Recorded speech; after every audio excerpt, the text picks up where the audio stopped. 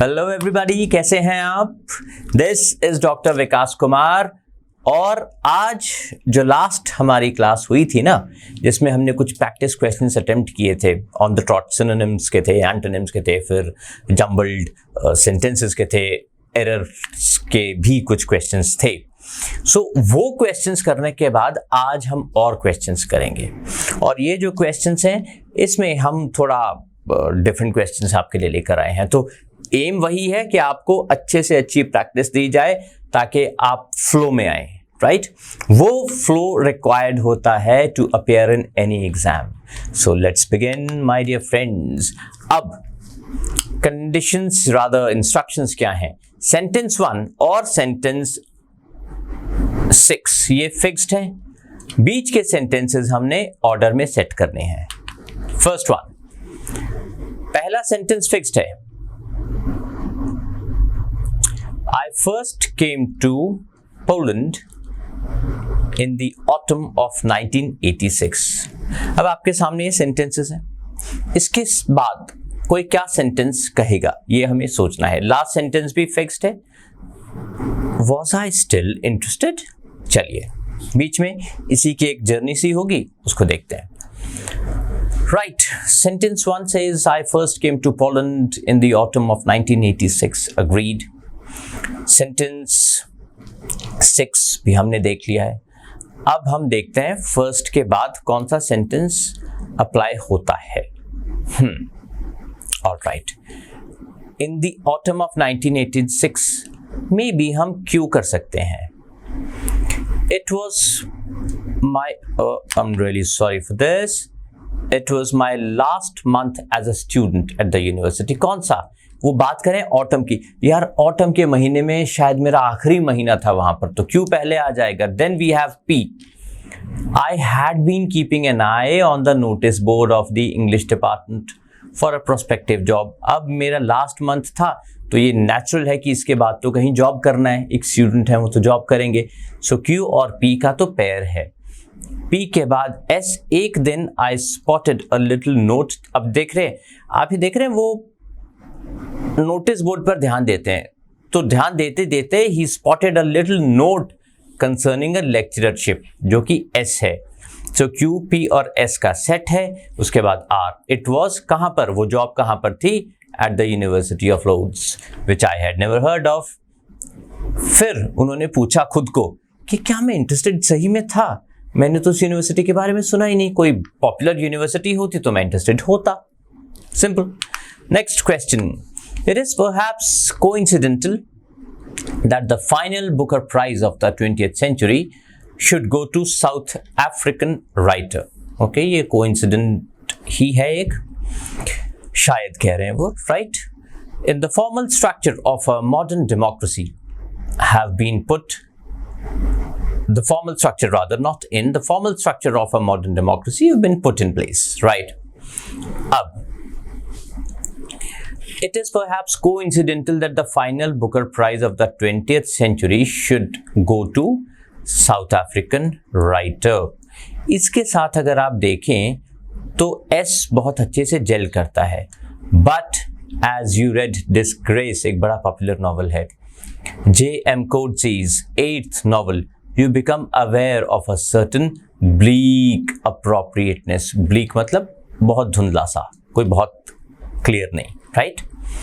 सो contrast introduce कर दिया उन्होंने शुरू में ही। सो एस आ गया, राइट? अब एस के बाद विच सेंटेंस? आर को पढ़ें एक बार। It is not so much that South Africa is poised to enter the new millennium weighed down by its some kind of past. वो some kind of past क्या है? जिसमें grim था, oppression था, sadness थी, right? अब अगर मैं इसके बाद R भी लिख दूं और फिर मैं P पर लेकर चलूं आपको, in political terms there has been if not a revolution but a partial overturning of the old order. पहले था खराब, फिर हो गया ठीक। P में ठीक हो गया, R में खराब था ना, ओवरटर्निंग P में है, तो R और P का भी पेयर है। And then we have Q, apartheid, इसी की तो बात कर रहे हैं, racism. The dominant reality of South Africa's 20th century has been dismantled. P में लिखा है ना कि better हो गया, तो better होके क्या हुआ, अपार्थी dismantle हो गया, SRPQ. बहुत easy है. Next one, for the first time in the last 30 years, the retail prices of essential goods have shown a declining trend. नीचे की तरफ वो जा रहे हैं, ये फर्स्ट सेंटेंस है, ठीक है. अब इसके साथ कौन सा सेंटेंस सबसे अच्छे से जेल करता है, ये देखिए. ये एविडेंट है किससे, क्या एविडेंट है कि ये डिक्लाइन हो रहे हैं. ये एविडेंट है फ्रॉम अ कंपैरिजन. जब हम कंपेयर करते हैं इनके प्राइसेस के बीच में तो हमें पता चलेगा कि वो डिक्लाइन हो रहे हैं. So it is Q after sentence 1, right? Then we write R. This indicates, ये जो है ये सब, ये this इसके लिए pronoun है. This indicates the inability of inflationary tendencies to move upwards in 1999. Therefore, Q and R form a pair, right? Then we have P. Why P? The retail price of essential articles have always been going up. P, and then we have the letter S. This is a unique phenomenon. ये बहुत unique है. Quite easy. Again, जैसे सारे sentences होते हैं. There were two poignant. Poignant क्या होता है? Powerful, moving, clear. मतलब इतना strong सा है ना, moving जो एक impact छोड़ जाए. Farewell last week to दो great sports personalities. ठीक है जी, दो great sports personalities की हम बात करेंगे अब, right? Okay, so the first sentence could well be P. The great West Indian fast bowler Marshall passed away prematurely. वो जो striking farewell है ना, जिसको इग्नोर नहीं कर सकते, उसमें से एक किसके साथ हुआ, मार्शल के साथ, मेल्कम मार्शल, जो अचानक से ही जिनकी डेथ हो गई. ठीक है. अब P के बाद आप क्योंकि प्रीमैच्योरली लिखा है, राइट, तो आप S भी लिख सकते हैं. This is an age when most sports persons enjoy rewards, awards, है ना, एंड रिकग्निशन. बिल्कुल सही बात. और उनकी प्रीमैच्योरली डेथ ही हो गई. So now the order seems to be like, सबसे पहले तो we wrote P, right, Malcolm Marshall की बात हुई. फिर उसके बाद क्या हुआ, ये बताया गया कि वो प्रीमैच्योरली डेथ हो गई उनकी, और ये एज वो है जिसमें बाकी लोग तो रिवॉर्ड्स लेते हैं, S, right. Then we'll talk about the other player, जो हमें दिखाई दे रहा है R में, the other was a player, right, और Q, फिर उनका farewell. Next one, the northeast of Caliph's dominoes comprised a number of Turkish tribes. ये first sentence है, right? अब आप P को देखें. In the 10th century, these Turks, है ना, Turkish tribes की बात की है ना, so यही Turks grew strong and vigorous. ये strong हो गए और काफी बढ़ भी गए, grow भी कर गए. ठीक है. Then we have Q. They had been converted to Islam. ये दे वही हैं Turks, but they held their faith, क्योंकि strong हो गए थे ना, much more fiercely, fierce, strength, strong हो गए थे तो fierce तो रहेंगे, right? All right. Then we have R. They conquered. वो उन्होंने क्या जीता, Armenia, and struck at the remnants of some power, right? Byzantine power. And then what they did was, yes, in the next century, a group of Turkish tribes came down to Mesopotamia. Quite easy. और फिर आपका last sentence आ जाएगा. In this year, the Byzantine army was utterly smashed. Finally, वो smash कर दिया गया था, उन्हें हरा दिया गया था. Next one. When there is a disaster, its impact depends on how close you are to the people. Absolutely. जहां पर वो हुआ है तो उसी पे सब कुछ डिपेंड करता है. All right. So, yeah. R से हम इसको फॉलो कर सकते हैं, इस सेंटेंस को.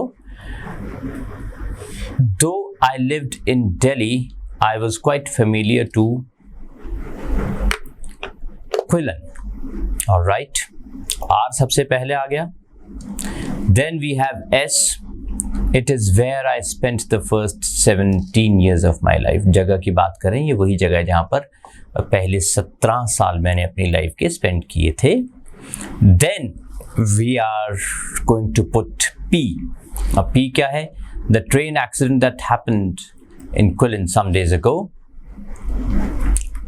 right, is a kind of nightmare that I often have imagined. बुरा सपना, nightmare बुरे सपने को बोलते हैं. And then we have Q, right?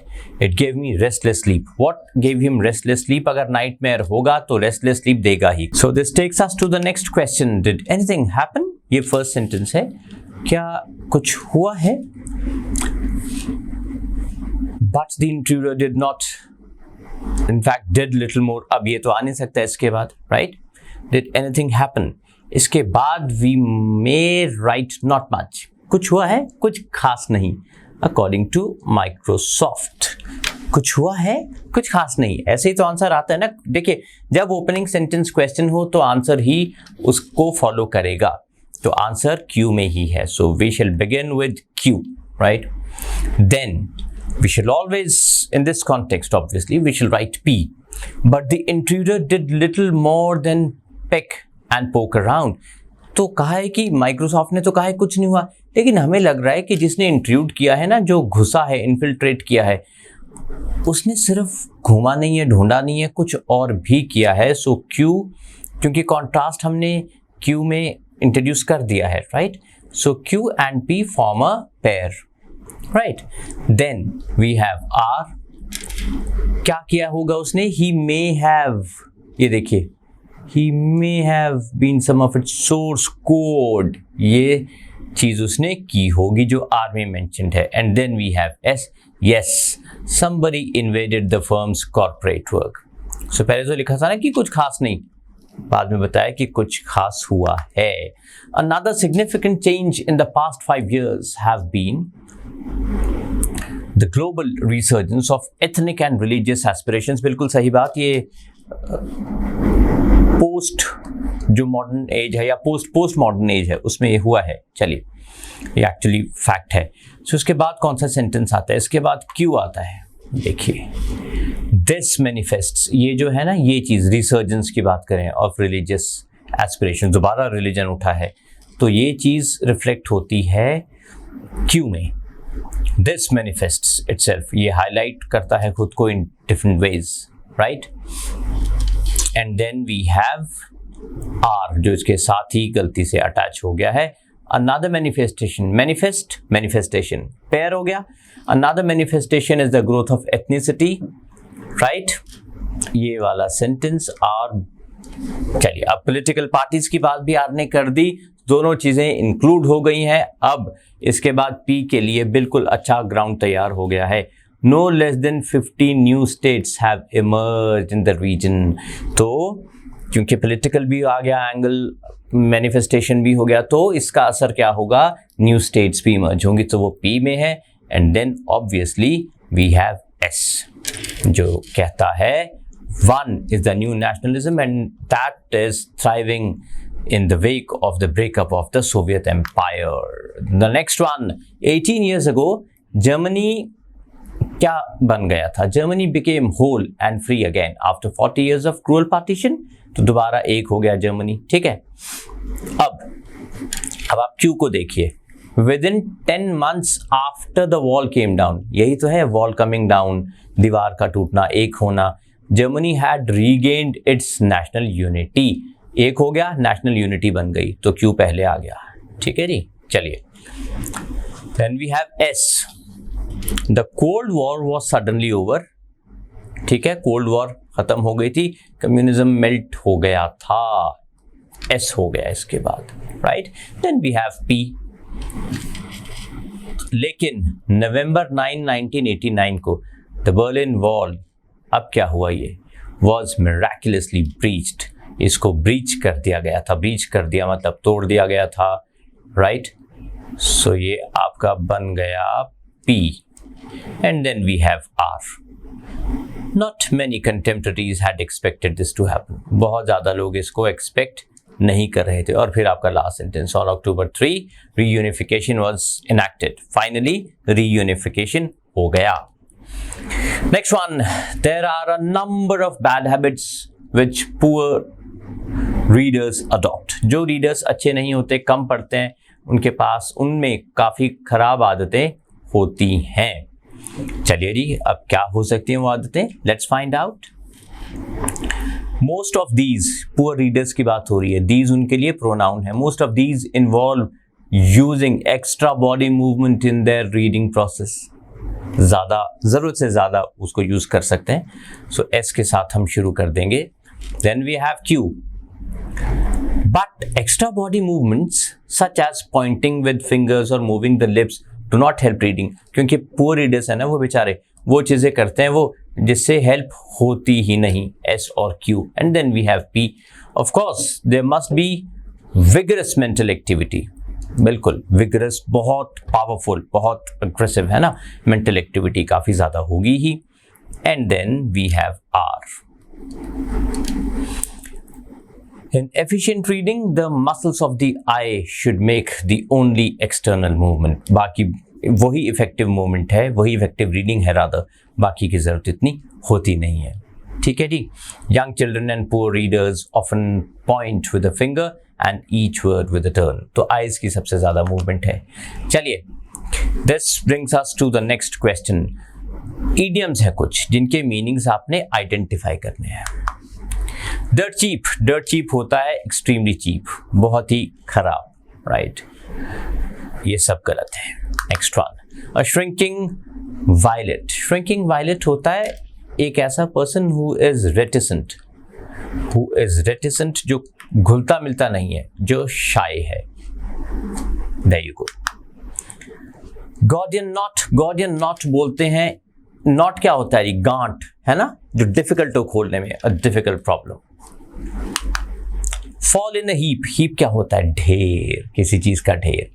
तो जब ढेर के बीच में आप गिरते हैं ना, तो you lose control of your feelings. To fall in a heap means आप अपनी फीलिंग्स पर से कंट्रोल खो दें, आप हिस्टेरिकल हो जाएं। मैं लिख देता हूं, ये टर्म होती है, इसके लिए याद रखिएगा, हिस्टेरिकल हो जाना। Next one, okay, what does it mean? It means to be very very angry। वैसे भी फिट आना तो एंग्री होना ही होता है। Be in seventh heaven, बहुत खुश होना, बहुत ज्यादा खुश होना। क्लाउड 9 पे जाना या 7th heaven पे होना, दोनों का सेम मीनिंग है। Hand in glove means working separately। ये देखें, निप in the bud, nib in the बड का मतलब है बुराई को पनपने से पहले खत्म कर दिया जाए। ये निप का मतलब होता है ना, पहले ही रोक देना। बड मतलब जो अभी बड हो रहा है, बड करेगा, मैच्योर नहीं हुआ है। Like a shag on a rock, it means completely alone, बहुत अकेला। Pearl of wisdom, pearl of wisdom होता है एक important piece of advice. Pearl, wisdom, wisdom होती है समझदारी, और पर्ल क्या होता है? कितना कीमती होता है। सो एक important piece of advice. Well, this brings us to an end to this short session. I hope आपको ये सारे क्वेश्चंस अच्छे से क्लियरली समझ आ गए होंगे। बहुत जल्द आपके साथ ज्यादा प्रैक्टिस क्वेश्चंस लेकर आएंगे। एक्सक्यूज मी, बहुत जल्द और क्वेश्चंस आपके लिए लेकर आएंगे, ताकि आपकी प्रैक्टिस अच्छे से चलती रहे। Thank you, take care, bye bye.